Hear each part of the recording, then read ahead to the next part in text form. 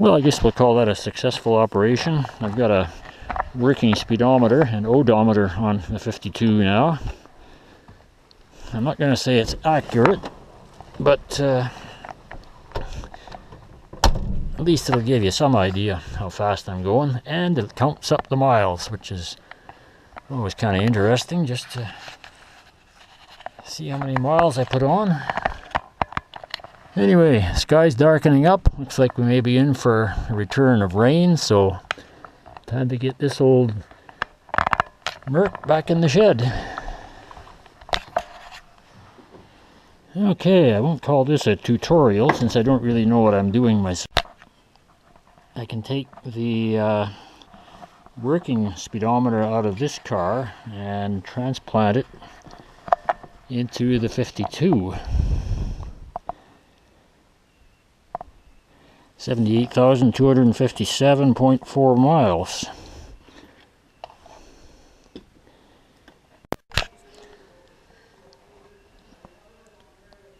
Kind of a nasty job getting in behind there to get the screws out, but it's going to take all my hands and more, so I'll be shutting down the camera here. Okay, with some difficulty I have the 52 speedometer removed. It's an awkward place to work back in there without doing any damage. I'm going to put this one on the shelf and install the working one from the 53, and we'll see how that goes. Okay, speedometer's in place. I still have to reattach, oh, this trouble light, a few of the light wires for the dash. Okay, this camera is really acting up today. I think it needs a little maintenance, but just in case that last clip didn't record, the speedometer is now in place on the 52, the 53 speedometer I should say. I got a little bit of reattaching in the back, some of the dash light wires pulled out, and then I got to try and hook up the speedometer cable, which could be interesting, but we'll see how that goes anyway. Well, there you go. Finally back in place. Boy, that's a stubborn little place to work. The rear panel lights are very awkward to get in place. Choke cable in there really limits access. But anyway, 30 maybe.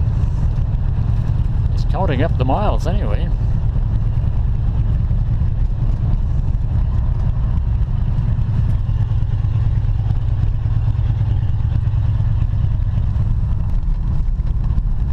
Oh, look at this.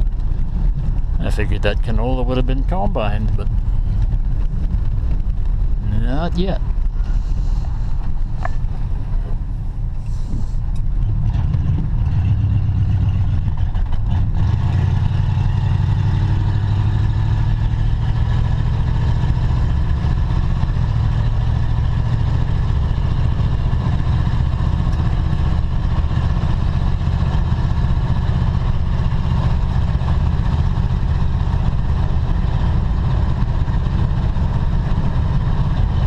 $50 miles an hour? I don't know. I'd say that's a little optimistic.